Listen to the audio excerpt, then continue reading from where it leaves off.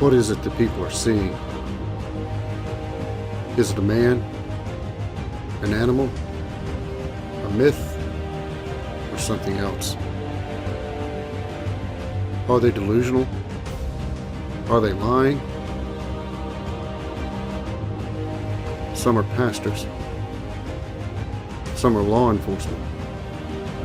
Some are military. If they are delusional liars, why do we trust them to lead us to God? To put people in jail and to protect our way of life? Why are their words and actions good enough for that? But when it comes to experiencing something out of the ordinary, something fascinating, something possibly terrifying, they become a fool, a joke, an idiot. Not here. We are the Big Dog T2B. Welcome to the show.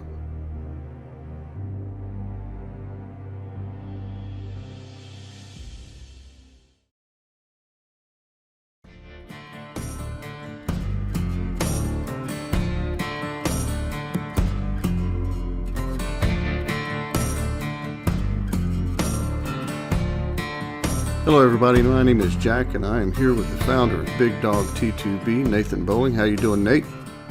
I'm doing well, Jack. How about you? Not bad.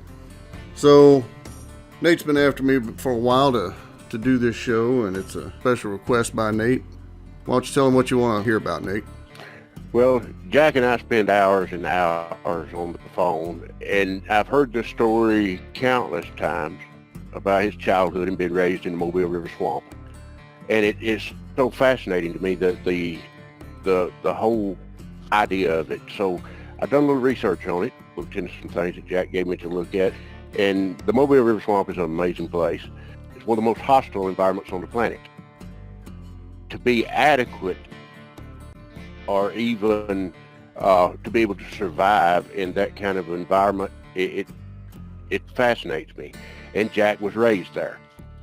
And Jack being the driving force behind most of what we do, and his encounter story is amazing. I just wanted him to have the opportunity to tell this, and I wanted all the people to have the opportunity to enjoy it half as much as I do. Well, don't know if I can live up to that, Nate, but... Well, I know you can. So what can I tell you about the Mobile River Swamp? Well, depending upon how you measure it, you go in the area calculator and you start laying it out. It's somewhere around 300 to 400 or 500 miles worth of swamp, and it's real swamp. If you take Boggy Creek and drop it in there, it's probably an easy 2.5 at Boggy Creek. If you go in, there's a video out there on YouTube that calls it America's Amazon. It's the most diverse ecosystem in North America. There are more carnivorous plants there than you can count, really. Alligators, water moccasins, rattlesnakes, pigs. Bear population there is really recovering over the last few years, at least from what I read about it. And they talk in that video, they talk about how many people go back there, and they actually show a tour boat, a pontoon boat running back in there.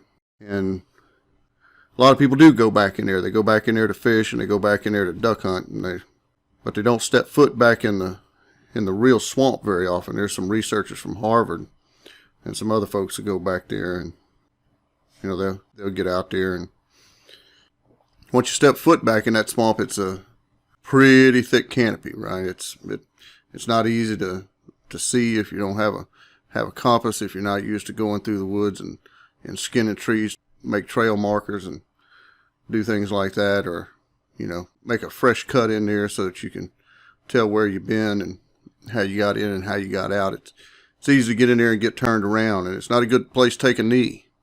You go down out there, and there pretty much won't be anything left of you inside of a week. There won't be a lot left out of you within a couple of days, especially depending upon what time of year.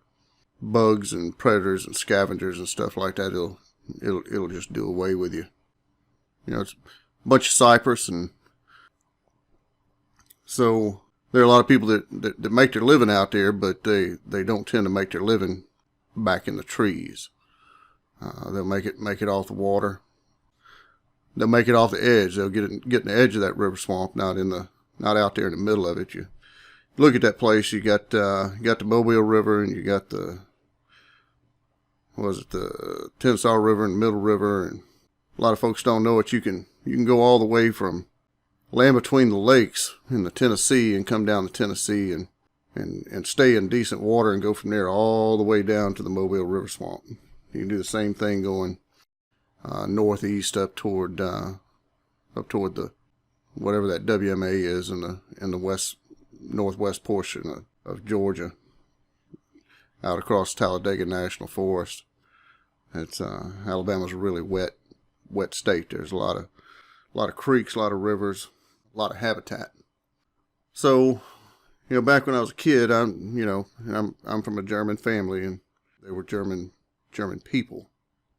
Men like that are hard, and that swamp will make you hard if you're going to go out there and operate in it. And if not, you don't need to go out there. So I grew up hunting, fishing primarily with my brother. My brother wasn't a nice guy, and nice guy is probably the nicest, easiest way that I can put it. And he was all right most of the time, unless you pushed him, and it didn't take a whole lot to push him. And then most of the world wasn't ready for who he really was. And God bless him, he's been dead now for close to 20 years. But one of the things we love to do is we love to run rabbits. All right, we'd go out there with a pack of beagles and we'd run rabbits. And you get down there, and everybody's got their local terms. I don't know how much it is outside of there, but I haven't hunted a great deal. I haven't run any dogs, and I haven't hunted rabbits outside of there. I've hunted a lot of other things, but down there they have two basic kinds of rabbits. One's a smaller rabbit. It's got a lot of white in its fur, and smaller frame rabbit. And we call those rabbits hillbillies. And they were up in the hill countries and in the briar patches, and real ugly, thick scrub, and put dogs in there, and dogs get them out. The other rabbit's a cane cutter. And a cane cutter is a swamp rabbit. It's a lot bigger rabbit, and it's a lot darker rabbit, and it's not like they're two different kinds of rabbits. You put them together, they'll make little rabbits. And that's what we were in there hunting. And you go out and you run dogs. I don't know how much of the listeners may have ever run dogs to hunt with, but you get down there in that dense land, and there are other states besides Alabama that allow you to use dogs to run animals and flush them out. And the Carolinas, I think, still allow deer hunting with dogs, but you can tell what a dog's running by the way the animal runs. A rabbit will run in a big circle.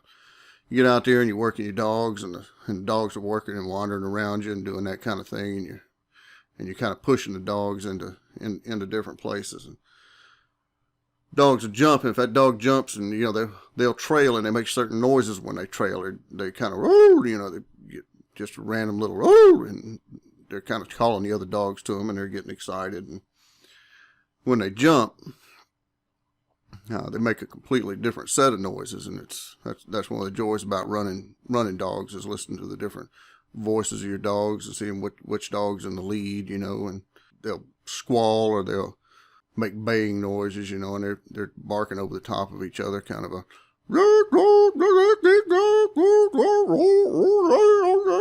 you got a pack of dogs out there, and it's a lot of fun to listen to dogs run. And rabbits run in a big circle, and if you're there and the dogs jump, and whatever you're running is kind of trailing around in a certain direction, starting to make a circle, it's a rabbit, and you just got to go to where you saw the dogs last time. The rabbit will run a circle a couple of times before it'll decide to do something besides that. And you stand real still, and 15, 20, 30 minutes later, a rabbit will come back through, and you can take them. Deer, you jump deer, and you got a line of standers, and you get them in kind of a U shape, where far enough apart where they can't shoot each other, and you get out away from that U shape, and you take some drivers and the dogs, and you move the dogs in there. And deer will, find an open spot a lot of times, and they'll get in that open spot, and they'll crank up pretty much just about as hard and as fast as they can run, and they'll run down the edge of a thicket or a creek or a ridge or something like that, and then they'll decide to jump into that or jump over it or cut kind of hard across that and see if they can lose the dogs. And that's the way a deer runs. They'll find a line, something in the geography of that place, and they'll follow it until they find a place that they think it's, they can cut across and do that thing, maybe lose what's chasing them. And then there's a fox, and I haven't run very many foxes, but the foxes that we have run, and we jumped them by mistake. It wasn't something we did on purpose.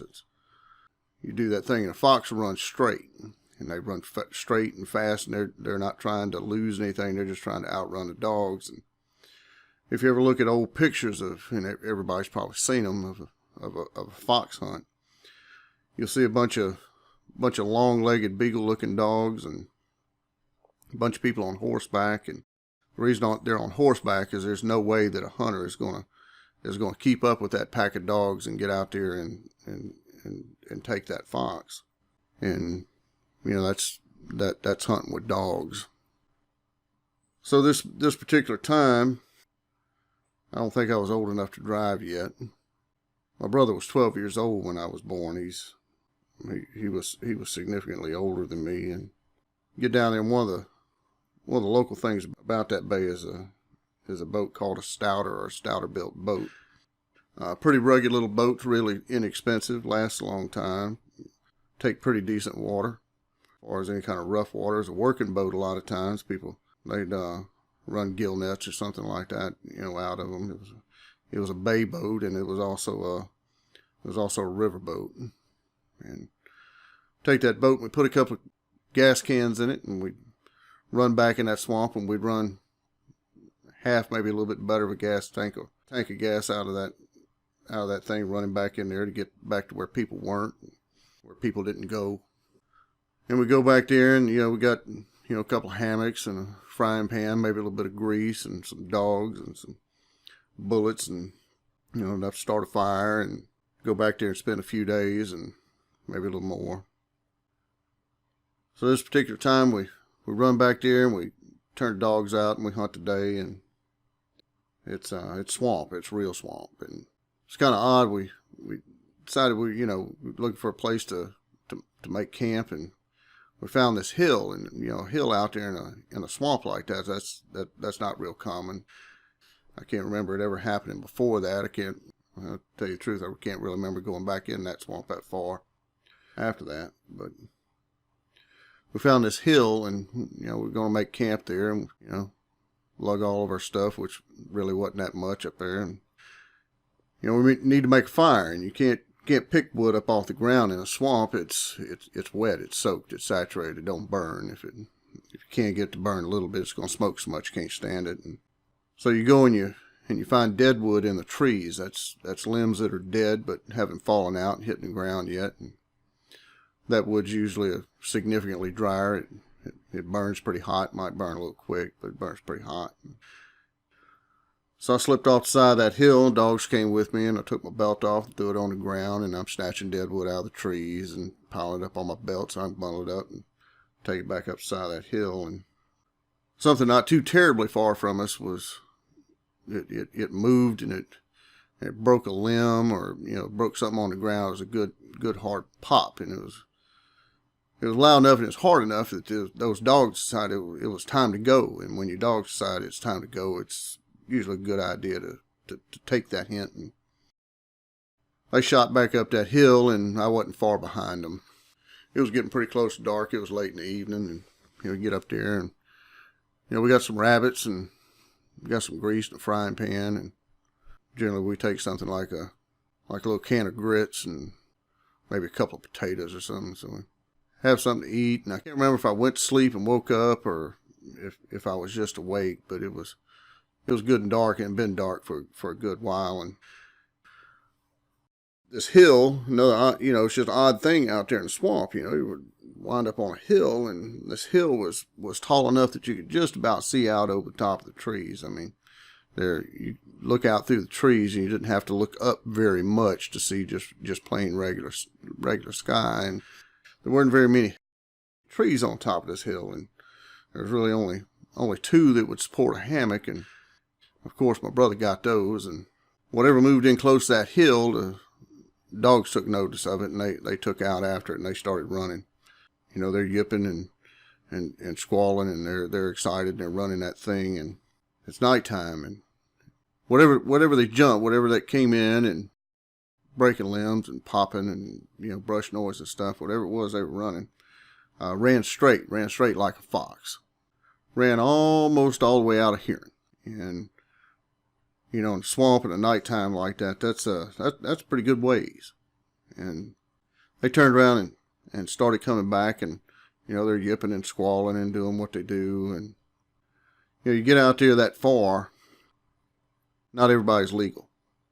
Almost everybody at some point is somewhat illegal, but you get back there that far, and it's you're hunting small game, and small game says you get 3 field loads in a shotgun. And to meet that law, you had to put a plug in your gun. The plug that you put in your gun and magazine of your gun took up the space of 2 shells, so you could only put 2 shells in there, and you had to chamber one and put another one in. You had 3 field loads, and back that far, you didn't really have to worry about the game warden or anybody like that giving you a hard time. And so what we would do, because things back there every once in a while get a little dicey, so we'd take 2 rounds of buckshot and a slug, and we put those the first 2 rounds in there, and we no plug in the gun, and we put 2 field loads in there, and put a field load in the chamber, put another field load in there, because you might have to take care of something.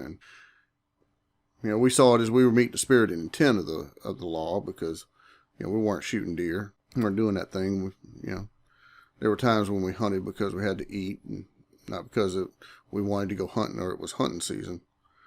But we did our best to stay in line with the spirit and intent of the law. And so these dogs are coming back, and whatever they're running is coming pretty much straight back to right where it started. And that really don't make no sense. And these are beagles. They're not blue ticks, they're not walkers, they're not black and tans, they're not a coon dog. But 100, 200 yards away from this hill, they stopped. And these aren't treeing dogs. They're not coon dogs. They're not that thing.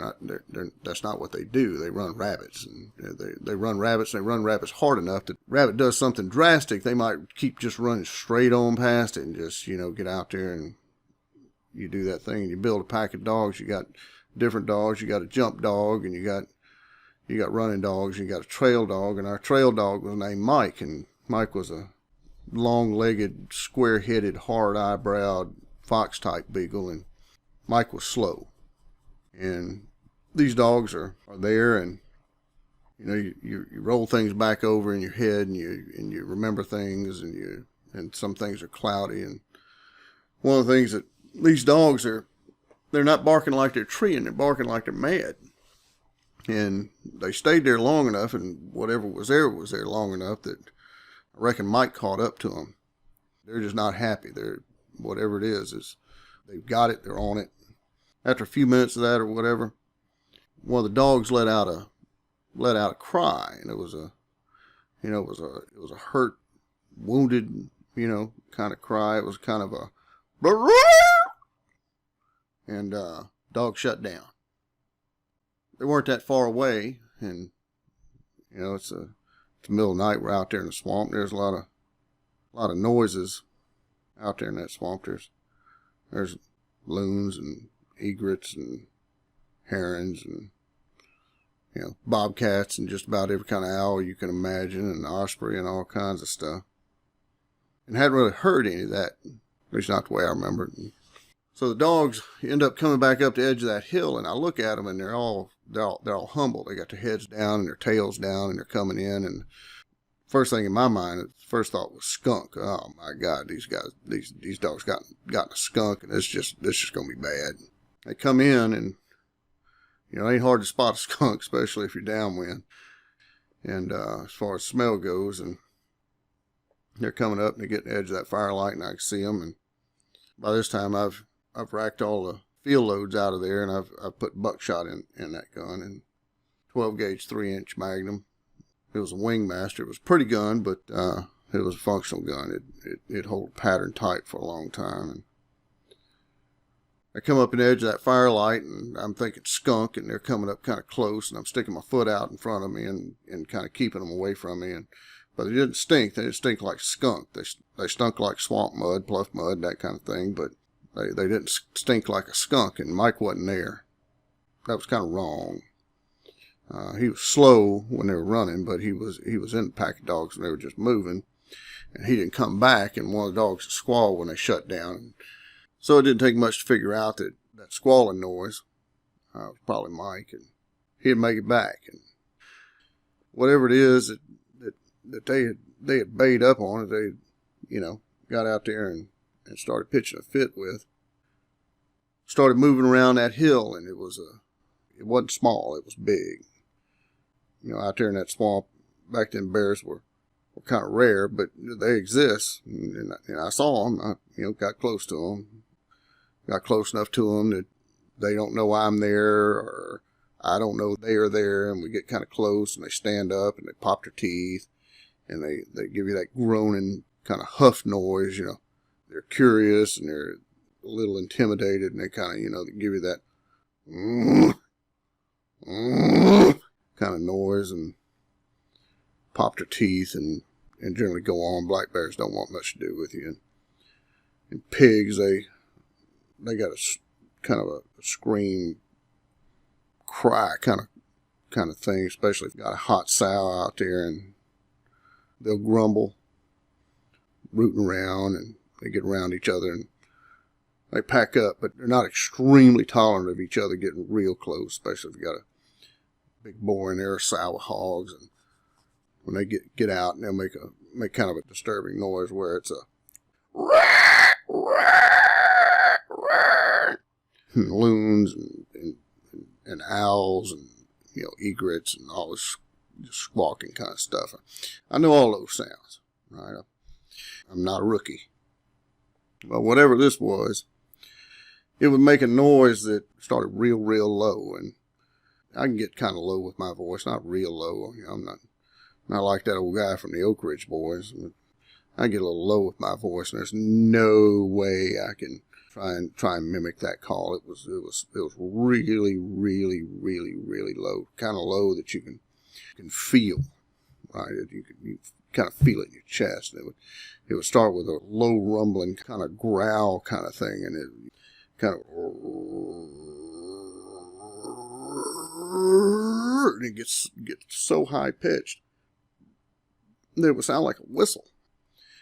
Just the duration and the volume and how the vocal range of the thing it was just absolutely amazing, absolutely crazy. Here I'm wasn't driving you. I wasn't a kid by any means back then, especially my family. I had my stuff together. It was relatively sewn tight, but I'm up on this hill, and my brother's asleep, and he's not a nice guy, and he's not just a nice guy. Today he would be diagnosed with some kind of sleep disorder, because the joke in the family about him was if he fell asleep and the house caught on fire, he's going to die. He just did not wake up. He could literally wake up, smoke a cigarette, and have a cup of coffee, and he was never awake. He just wouldn't remember any of it. And he was asleep, and there wasn't anything coming into the camp. But it would get close. It'd get close, and it'd shake trees. You could see treetops shaking. Sizable trees. Now, I'm not talking about a little sapling. And when I say shake it, I don't mean it's, sitting there kind of vibrating kind of shake. I'm talking about watching treetops wag back and forth in the moonlight and the stars against the sky. It's circling. It would get close, and it'd get farther away, and it'd get close, and it'd get farther away, and it'd scream, and the dogs are sitting around there, and as far as the way they could get away from me, as far as I could push them with my foot. And it's nighttime. It's late, but it ain't that late. And, I'm looking around. I'm burning everything I can find on top of that hill, and lopping off everything that I can lop off and throwing it on that fire, and fire smoking like hell. And I burned a 5-gallon bucket. We didn't have that much money, and 5-gallon bucket wasn't cheap, but it wasn't as expensive as trying to get some kind of store-bought camping gear. And hell, I burned a 5-gallon bucket. It didn't burn long, but it burned bright and it burned hot. This thing's moving around the camp, and that's the way I spent that night. And it was the thing. My brother wasn't a man to be trifled with. Wasn't a real big guy, but he gave me this piece of advice when I was a kid. He said, an ounce of mean's worth about 10 pounds of bad. And if that was the case, he was more than set to take the world on. I only really had one job when we went hunting, and especially if we went camping, and that was to wake him up. So that particular morning, I didn't wake him up. When he woke up, it was after daylight. I would wake him up before daylight, and it took a while to wake him up. It might take 30, 45 minutes of rousing him and getting him up and getting some coffee going and getting in front of his face so he could smell it and, all that other kind of stuff. And he woke up, he wasn't happy. He was not a nice guy. And on top of not being a nice guy, he wasn't happy. Because of that, he was himself, and he started breaching the not nice guy thing, and I did something pretty out of character, especially him being that much bigger and that much older than me. I cussed him. I made it clear to him that if he didn't get in that boat, that I was leaving him. He kind of came back at me a little bit. No, I'm not kidding. I'm getting in that boat and I'm leaving whether you're in it or not. And I don't know where we are real well, and I might not be able to tell people how to come back in here and get you. So I suggest you get in that boat, because I'm leaving. He'd never seemed to get that way. I don't know if I'd ever got that way with him before. I'm pretty sure I hadn't. And so he wants to know what's going on, and I told him, and over the next, 30 minutes, hour maybe or so, he had talked it into that it was all in my imagination, and, this is what we do. This is how we live our lives, where we come out here and don't get shaken. We don't get scared. We don't get run off. And, we know what's out here, and we know how to deal with it. And that it was all in my head. And the only thing that kind of conflicted with that was the fact that Mike wasn't there. And so I asked which direction the dogs were when they shut down, and I told him about how far, 100, maybe 200 yards. And so that's the direction that we went. And by this time, when I started hunting, I started hunting little. I mean little, young enough to, and hard enough to where, if they had to pick me up, take me, and carry me out, I got my behind tore up, and I didn't get to go back the next time. So, by the time I'm 15 years old or so, we go hunting, and, we start out at kind of a 45-degree angle from each other, and we keep track of each other on how we're cutting off the dogs and, gunshots and other noises and stuff. But not this day. I didn't let him get out of sight. Moving through that swamp, and, you get different, smaller, I guess you say, ecosystems or environments out there in that thing. And one of them is what we used to call an oak hammock. And an oak hammock is a place where you get a stand, a couple, 2, 3 or more mature oaks, and they grow up kind of big, and they end up killing everything underneath them. They just throw way too much shade, and if they're not throwing the shade, leaves fall off of them. They ain't growing anyway. And you can see for a while. It opens up, and you got an open spot in the swamp that's bigger than what you would expect. And that's where we found that dog. And we found him under one of those oak trees, and whatever got a hold of him had picked him up and beat him up against one of those oak trees, and the blood and hair that was stuck in the bark of that tree started up somewhere probably around your shoulder, and went down below your ribs, maybe above your hips. I'm about 6 feet tall. Might have been a little better at that time, or a little less. I don't know. But whatever beat him against that tree threw him for probably about 30, 40 feet. And once he hit the ground, he probably slid for another 10, 15. And whatever beat him up against that tree didn't leave a puncture mark in him like a tooth mark, and it didn't leave a claw mark in him. It just beat him up against that tree and threw him. And he was big, he was big, square-headed, long-legged male beagle. He's probably 30, 40 pounds maybe. Not impossible, but let's say highly improbable that a human could maybe do that. Found that dog, and they probably still do the same thing today. Back then, you had a leather collar on a dog. I think they use a lot of nylon now, but put a brass tag on the dog, and the dog would have your name and your phone number, and maybe something about maybe a little Roy. I'll give you $50 for my dog or something like that. $50 back mid-early 80s. That was a little bit of money. People call you if they found your dog. We walked over that dog and we look at him and check him out. There's no puncture wounds. There's no claw marks. He's just crushed. And brother reached down. He pulled the collar off that dog. And he looked at me and said, don't you tell nobody about this.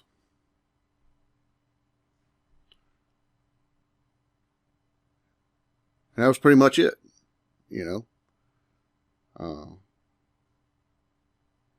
Didn't say much. Didn't hunt no more. Went back to the hill and broke camp, got in the boat and came home. And maybe on the ride home, he said something about, we don't need to tell nobody about this.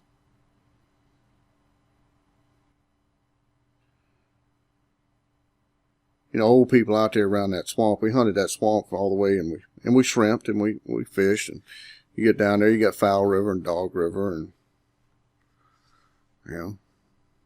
we'd fish. We shrimped a bay, small boat. We pull a 16-foot trawl, and we went all the way from the south end down there toward Dauphin Island, all the way to the north end. You get to the far north end where it forks out. And we hunted and covered a lot of ground, and particularly old people out there, they had terms for stuff that wasn't relatively normal. And those three terms were boogers, haints, and catamounts. They kind of use those words in different situations. Looking back on it now, I'm not real sure that it was three different things, but they kind of use those words the way I remember to describe different things that were happening, and they might have seen them, they might not have, but now the term booger was for something that people kind of saw, right? They saw something and it was upright. They also used it to talk about things that were mischievous or destructive. Boogers, boogaboos, booger man to get you. Haints were things that you see moving through the woods that you couldn't tell what they were. They were big and they were upright. And I think haint and haunt. Haint was kind of a country derivative of a haunt or spirit or something like that. But you see something shadowy moving through the trees, and that was a haint. And catamounts were screamers, right? Something that screamed. That it wasn't a bobcat, it wasn't a loon, it wasn't a coyote, it wasn't that thing. It was kind of something people said under their breath. It wasn't something that you said out front. It wasn't, conversational language kind of thing. Normally moving around out there, and you hear old people talk about it. They talk about it under their breath like it's almost embarrassing, or you don't talk about it too loud because it might show up. Kind of looking over their shoulder and looking around before they say booger, haint, or catamount. I don't know. That's what kind of kicked things off for me, but it didn't kick it off then.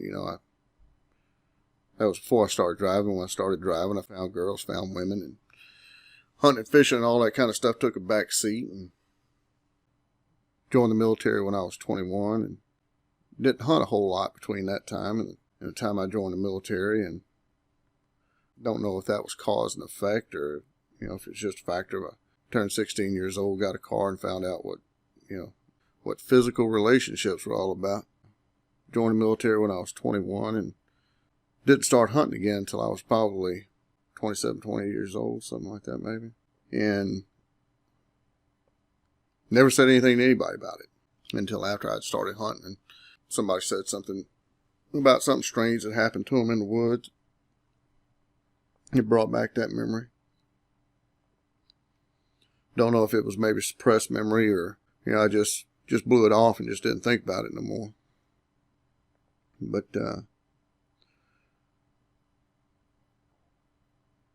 it was a night. It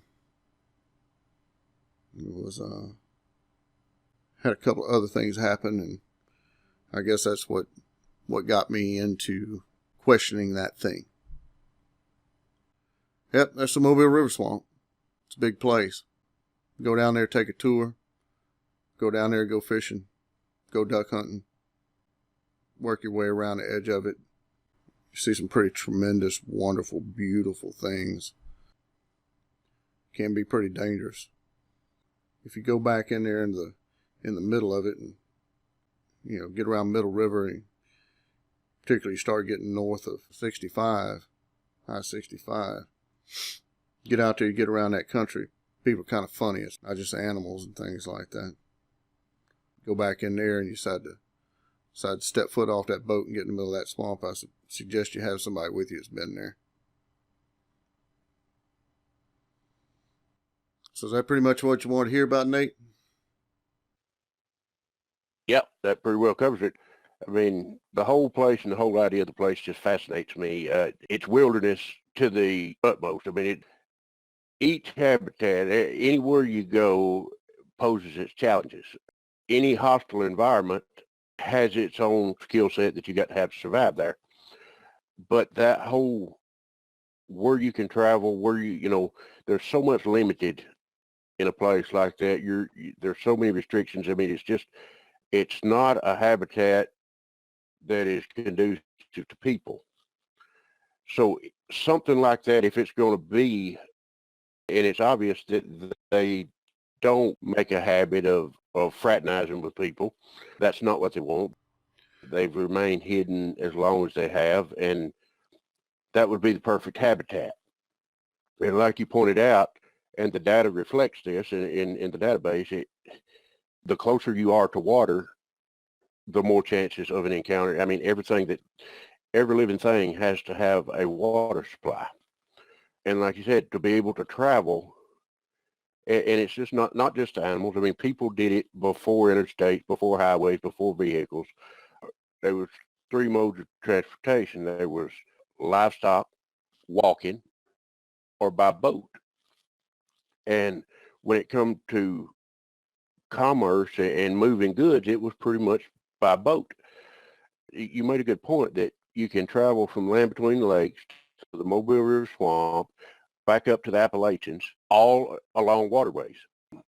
And if you get into the encounters, all the encounter stories that you will hear, I will limit this to the Southeast because it's more waterways down here than there are anywhere else in the country.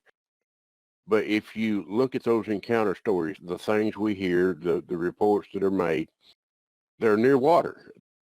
If you look at the missing 411, it reflects the same thing. The whole idea of the Mobile River Swamp being habitat for these kind of creatures, it's a no-brainer. To me, it's perfect habitat because the likelihood of them running into humans is remote. They're not going to be discovered. The kind of people that would encounter them probably ain't going to talk about them. Because like you said, the old folks. If those folks don't know you, they might smile and wave, but don't stop and decide it's a good idea to strike up a conversation with. You're not going to hear it. Right. And that's pretty well par for the course in any place. I mean, right here where I live, it was mountain folks, and they were clannish, to say the least. They did their own thing, and if you wasn't even when I was a kid, if you wasn't from here, you was an outsider. It's not so much that way anymore because there's a lot of people. The growth in Huntsville, where I live, has become an area where people that don't want to live in town buy land out here, build a house, and work in town. So there's a lot of people here now that I don't know, but when I was a kid, I knew everybody here. And the whole, the catamounts, the booger, the Lollapalooza, all these things are terms that old people used, and these things to them weren't that uncommon. It was just another critter in the woods, something to be dealt with. This place right here, the place you and I went down here where the sinkholes are and used some sinks. For all my life, people have said that place was haunted, that there was haints down there, and they blame it on the sounds that they hear and whatnot. I know now what the sounds were because I've had multiple experiences down there and up around the rim. And it's not by any stretch of the imagination that about anywhere you go in a wilderness type setting, for years it was a Pacific Northwest thing to the general public, except for those who were the outdoors people, the old folks. And they knew that it was not restricted to that part of the world. And now we know by the reports that we get that these things are pretty much everywhere. And I don't always understand that. I mean, there's some place you'd think there's no way that a Bigfoot can live or survive here. But evidently they do. Every time I think I know something, every time I think I've got something figured out, something will happen to show me that I'm not near as smart as I think I am. And when that happens, and that's kind of what we're about, is providing people with a platform to get in touch with other people that experienced the same thing. And the stories like you just told, there's so much information in them that, and every time you tell that story, I pick up on something new. And I put that in the back of my mind because it will relate to something that I've heard, something that I've seen, something that somebody has told me in the past. So what did you pick up new this time? What did I pick up new this time? Well, I had to process that. But what I picked up new this time was really the remoteness of the being out in the middle of that swamp. I'd never had heard you put it this way before, but like working around the edges and going out in the middle of the swamp, people go out there but people don't step off the boat. All right, so the way you said that this particular time that you told it, that tells me that being in the Mobile River Swamp and stepping off the boat into the Mobile River Swamp are two completely different things. It speaks to the remoteness once you step off that boat, once you're out there with the things that live there. You're on that boat, you're somewhat protected. You're somewhat safe. The boat is like a sanctuary, a means of travel. But when you step out of that boat and you get out into the middle of that swamp, you're at the mercy of the things in the swamp, the things that live there, the things that exist there every day, because we're not equipped for living there, and they are. So that it speaks to the remoteness and how vulnerable you are when you're in that environment. You're at the mercy of what lives there. So I'll tell you another little thing about working a swamp like that. You ever been in a cypress swamp? Yeah. You ever see those cypress knees that pop up out of the ground? Just kind of a stub. It'll come up about, anywhere from, 6-8 inches. Mm-hmm. You know what I'm talking about? Cypress knee. Yeah. That's one of the things about moving through there that some folks might take for granted, especially moving through there at night. Move through there at night and you fall and lose your footing. You catch one of those things in ribs or you break a rib.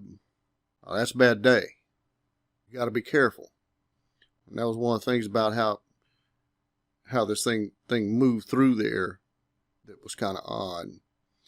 Another thing that when I tell this story and what you include about what happened and what was strange and, the whole thing of all the things, you go into a swamp like that and it gets pretty thick. And if you're deer hunting, it's pretty easy to deer hunt in there if you want to still hunt, stalk hunt, do that thing. You go up and you find like that oak hammock, and on the edge of that oak hammock you'll have some thick scrub, and in that thick scrub you have holes in it. If you look down that hole, be about sternum high. It might be a couple feet wide or whatever. Absolutely. And that's a deer. That's a deer moving through there, and it's got a way that it moves, and it'll open up that hole. But the height of it's going to be the height of a deer's head, and buck moves into something like that, he might widen it out, but he's walking with his head down. He doesn't have his head up and his antlers hanging in that stuff mainly, and if he does, he's going to tear it out. But another thing that was funny about this particular spot back there in that swamp is there was places in that thicket where we could stand straight up and walk, not knowing any different, not thinking any different, not doing that thing. But we could stand up and walk down a deer trail, stand up straight, walk down a deer trail. I wasn't catching briars and limbs and stuff in the face.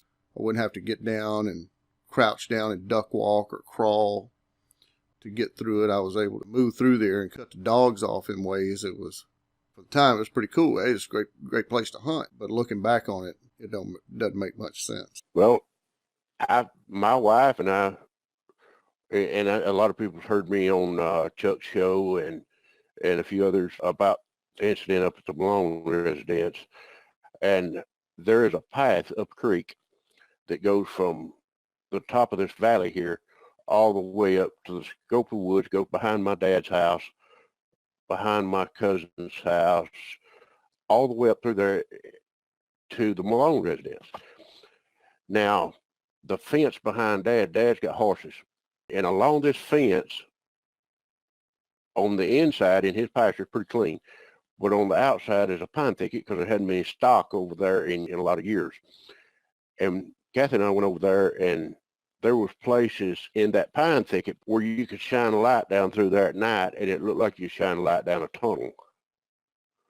It was just cleared out. Like I said, you could walk down through there without touching anything on either side or above your head. So I got to looking, and the only way I can explain it, but there's only been one report of anything that resembled a road crossing, but there's a culvert under this road, the one road that they would have to cross. There's a culvert along this creek that I can walk through. Where you go down and the creek forks, and there's another culvert that I can walk through going under the other road. So it stands to reason, and there's kudzu right up to the edge of the road. And now over here across the road, for another example, where we got the on the YouTube channel where the one that looked like he had a fez on, that kudzu, when about the time that picture was taken, there was tunnels under that kudzu that looked just like a tunnel in the ground, a mine shaft or something. You could move through there. And when we first saw it, or when Kathy first saw it, our first inclination was it was probably coyotes, because we've got a tremendous amount of coyotes. So many that they're turning from being basically scavengers, like a coyote has always been, to be more of a predator, killing livestock, small animals. Traditionally, a coyote is a scavenger. But these tunnels under that kudzu was exactly what of course, they wasn't tall enough to stand up in because the kudzu wasn't that tall. But they were wide. Something could easily move through there on all fours, something really big, and move all over this area, virtually unseen. That's where my wife saw the first one she saw. And there's 2 videos on the YouTube channel that's from that particular spot where that kudzu was. It's crazy how they conceal themselves like that in plain sight. And then you go to the fact that people are not geared up to see that sort of thing anymore. People don't. Life gets in the way. When used to the time of the old folks, that was life. You didn't miss things like that, because if you did, it could cost you your life. Nowadays, in the world that we live in, people are not geared up to look for things like that. So them concealing themselves, and the point you made, how long it would take if something happened to somebody in the Mobile River Swamp, how long it would take for it to be no evidence that they ever existed. Same principle applies with these things. Nature has a way of taking care of its dead. It tends to, I've never seen a deer in the wilderness that's died of natural causes. Never walked up on a deer carcass. I've never walked up on, I can't think right offhand where unless it was run over on the road or something, where I ever walked up on any kind of carcass in the wilderness. All the questions that people ask. There's a quick math that people can do. I did it when I was talking to Chuck one time. You look at deer population, right? How many deer you have in your state. And you look at that and you say how long a deer lives, right? And a deer in the wild will live about, you round it out and use 5 for a good round number and easy math. And you can come up with a number of deer that would have to die every year, keep the population static. And it's not a small number, right? Seems to me, I remember that that for Oklahoma, where Chuck lives, that somewhere around 20,000 deer or something like that have to die every year in order to keep the population at zero growth, not increasing.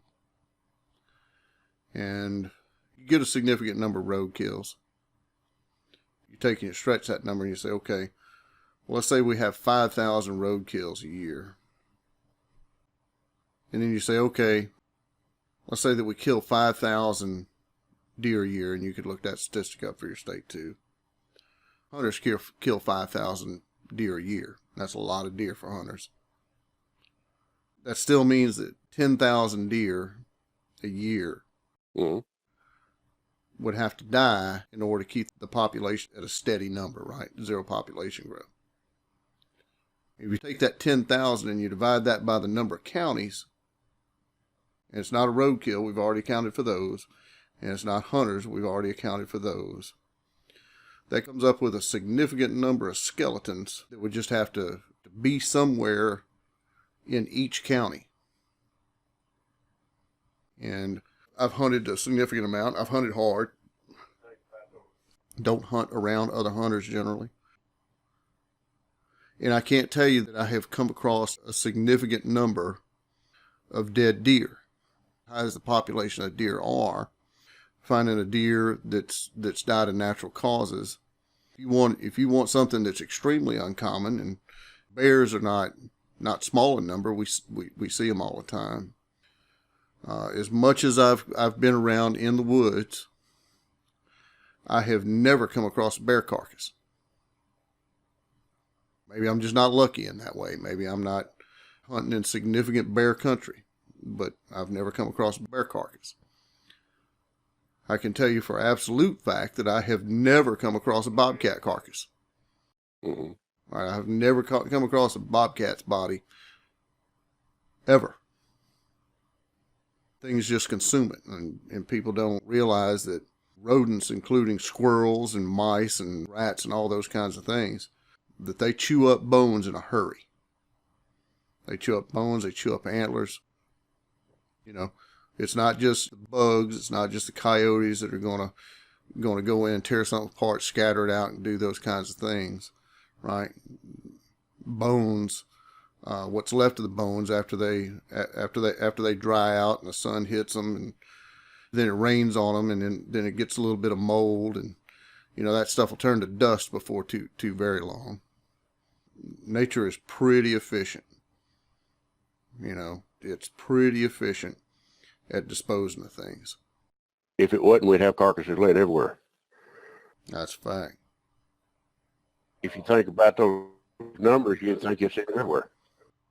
You take into consideration nature itself is a kind of connect the dots kind of picture. And everything in nature, till a man come along and got to messing with it, complemented everything else in nature. From prey to predator to scavenger to insect to everything, parasite, everything had its purpose. And then man comes along and starts messing with things and makes it where we upset things. But out where man is not disrupting and whatnot in the real wilderness, like the Mobile River Swamp, then it is still pretty much the way it was in the beginning time. And things take care of itself. One of the first things that people do is they drive out predators. Yeah. Right. You won't find a significant town where you'll see a bobcat, where you'll see a bear, or you'll see a coyote, God forbid a mountain lion, none of those things. Do that and you displace those things, the populations of other things go up. You know me, I'm not a believer. I highly suspect, but I'm not a believer. But if you had something that was vertical, right, that didn't break an outline of a tree, that was smart enough, relative primate intelligence, or something similar to that, you've basically made a smorgasbord for that animal. There's nothing there that's knocking all of its food items down, right? There's not coyotes that are going to take down the sick and the young. There's not bears that are going to drag off a carcass or anything like that, or consume berries and other plants, edible plants and things like that. You know, there's not the mountain lion that's going to go in and do those things. And when you do that, that population increases, and if there is an animal like this thing, there's no reason that it shouldn't absolutely flourish. It should have an easy time making a living. The hardest part of its day might be staying out of sight. And if you don't think that something like that could pattern a human, I can tell you absolutely that deer pattern humans. Because at the beginning of hunting season, particularly bow season, everybody with a string and a stick will go out there in bow season, smoking and dipping and burping and farting in the woods and walking in with all of that smell, and the deer will see them and they'll watch them. They're obvious, and the deer will change their travel patterns even based upon, you know, its normal driving factors like moons and tides and stuff like that. So what I would do is I wouldn't hunt usually the first couple of weeks of bow season. I would wait till the beginning of gun season, and then I wouldn't go in the woods until 9 o'clock in the morning, because that's about the time when people start coming out. And then I'd sit the middle of the day, and I would come out. I'd kill decent deer. I'd drag more meat than 2, 3, 4, 5 people. But it's because the deer had patterned the people, and they changed their travel patterns and their habits based upon humans, especially the humans that weren't good at operating in that place and being low impact on the environment. And if a deer, a 4-footed, different version basically of a goat, right, that level of intelligence, if you ever mess around and do something like brain tan and you crack the skull on that animal, the brain size of that animal compared to its body weight, which is basically the way that we get a pretty good estimate on mental capacity and intelligence, doesn't have a big brain. And something with that small a brain for its body weight can pattern a human and decide this is the way to survive. There is absolutely, positively no reason why primates shouldn't. And there are primates based upon wars and conflicts in different parts of the world that have gone strictly nocturnal. They have changed their behaviors to being a strictly nocturnal animal. This is primates. These are troops of chimpanzees that have changed their behaviors just because they know that there are people around and that these people are shooting each other and that they have no problem shooting them. So there's that thing. I think, you just basically said it, I believe that these things are nocturnal by necessity rather than nocturnal by choice. I don't think probably they started life nocturnal. I think back 10,000 years ago or whatever the time frame may be, that they were probably not nocturnal. However, out of necessity, and when something makes that change, they adapt to it as far as their eyesight, etc., because of necessity. You know, like I say, to stay away from, because people tend to do what they do at their convenience. So for something else to survive away from people, all they have to do is do what they do when it's not convenient for people to be there. That is the way I see it, the way of these things. You can argue the point in so many opinions on what they are and where they come from. And the truth of the matter, we don't know.